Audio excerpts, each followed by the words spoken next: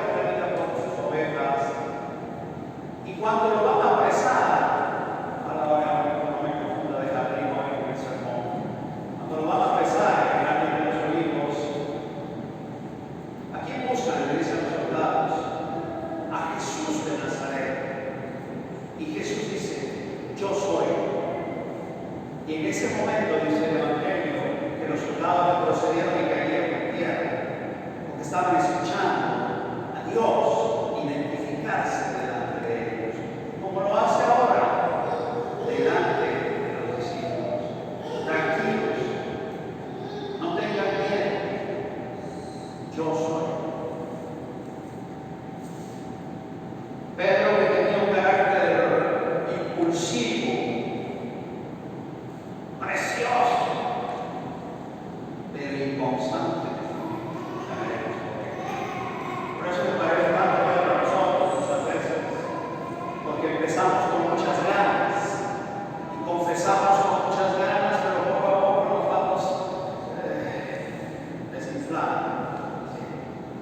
Lo mismo le pasaba a Pedro. Pedro era muy rápido para contestar.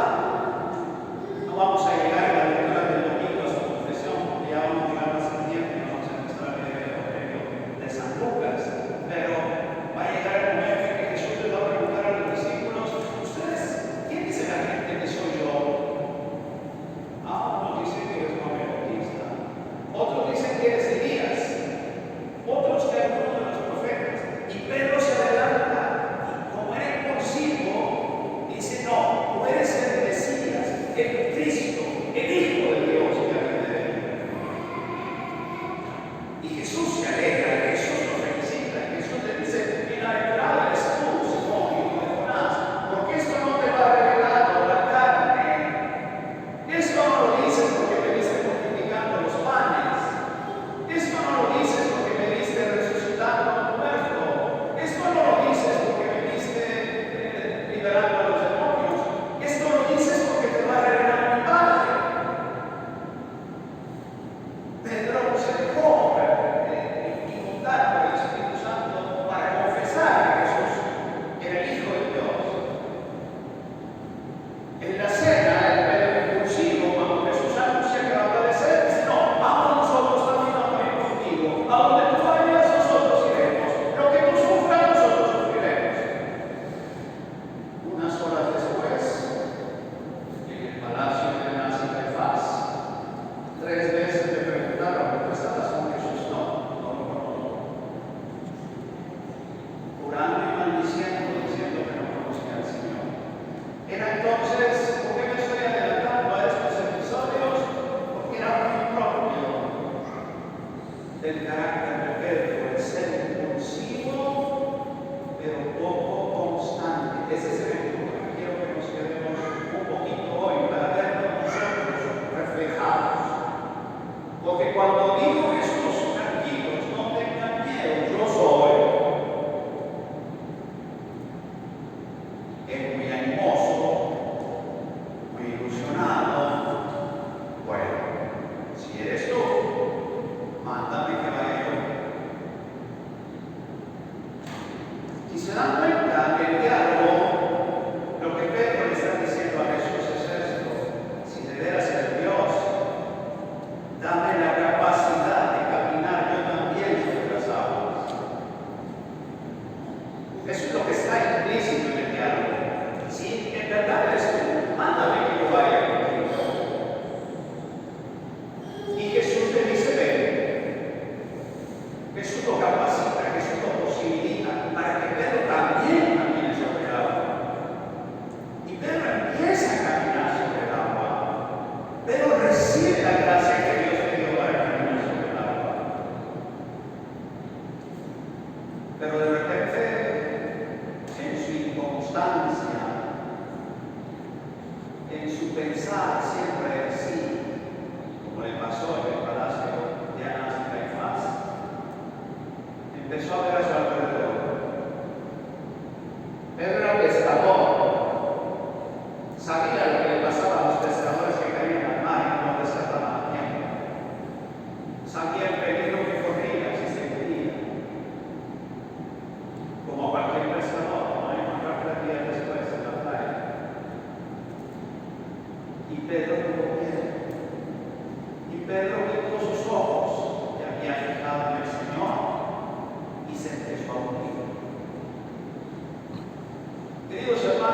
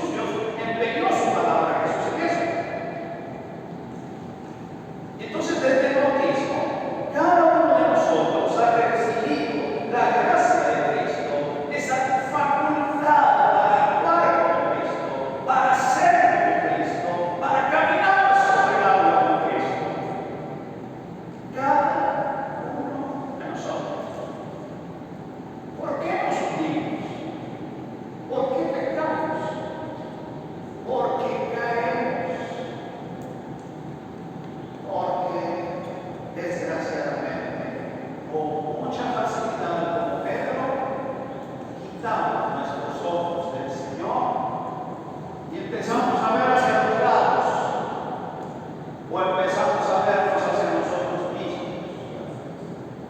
¿Cuántos hay que hoy en día dicen que no pueden salvarse porque solo ven su pecado y no ven la posibilidad de la gracia de Dios? ¿Cuántos no se acercan sino se alejan de la iglesia porque solo ven a su alrededor? Y desgraciadamente lo que muchas veces vemos no es bueno, no invita a nadie.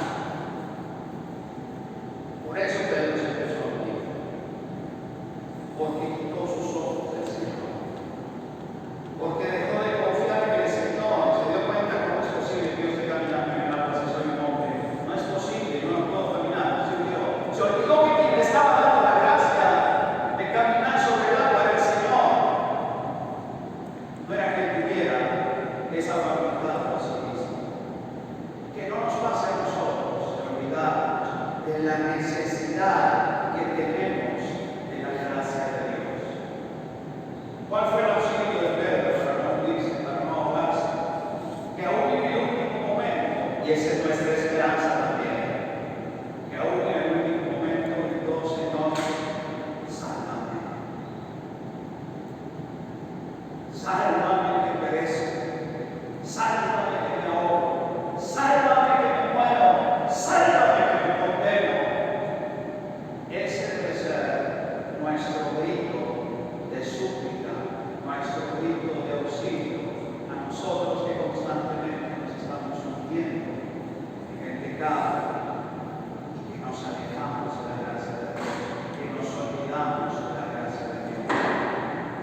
Sálvame, Señor. Y nosotros en este domingo queremos pedir eso para cada uno de nosotros. Para los que estamos aquí presentes, para los que con desidia se quedaron en su casa o castañando en el día domingo, porque los hay, hermanos. Lo he dicho muy suavecito los domingos anteriores. Hay quienes tienen causas justificables para faltar, pero hay quienes ya se les hizo una costumbre quedarse en su casa y cualquier cosa es más importante que buscar al Señor. Pedimos al Señor entonces por nosotros que estamos aquí para buscar auxilio del Señor, para buscar la gracia del Señor. Y le decimos: Señor, sálvanos. Pedimos esto para nuestros enfermos. No hay necesidad de estar enfermo grave, quedando en la cama. Hay enfermedades menos complicadas, pero que también nos quitan la paz, y que también nos angustian, y que también nos duelen. Entonces le pedimos: Señor, sálvame de esta enfermedad, y dame tu gracia, dame tu mano, y rescátame. Pedimos esto para los que están metidos en algún vicio, independientemente del que sea. Salva, Señor, a nuestros hermanos, hijos de esta parroquia, que se han desviado y que están metidos en vicios, consumiendo sustancias o vicios de la carne. Sálvalos, Señor. Salva, Señor, a quienes ponen por estos vicios en peligro la paz de sus familias, de sus casas, de sus hijos, de su esposa. Salva, Señor, los matrimonios en nuestra parroquia. Salva, Señor, a nuestros niños y a nuestros jóvenes rodeados por mal de pecado, de tentaciones, de droga, de pornografía y de todo lo que busca arrancar de su corazón la gracia que tú pusiste en ellos. Sálvalos, Señor, que nos suplicamos. Salva, Señor, a nuestros ancianos, para que en los años que les quedan cuenten con tu gracia, con tu auxilio, con tu socorro, con tu consuelo, con tu luz y con tu paz. Sálvanos a todos, Señor, en esta parroquia de la bendición que necesitamos de ti y que nos hundimos en el pecado cuando nos olvidamos de ti. Salva, Señor, a este pobre sacerdote y digno siervo tuyo, a quien has puesto al frente de esta tu familia. Sálvame, Maestro, sálvame que perezco. Sálvanos a todos, Señor. Danos tu mano, devuélvenos tu gracia, para que con tus discípulos nosotros también podamos exclamar que tú eres verdaderamente el Hijo de Dios, a quien adoramos, a quien servimos y con quien deseamos pasar toda la eternidad, rindiendo gloria por tu Padre y el Santísimo Espíritu, bueno y pecador, ahora y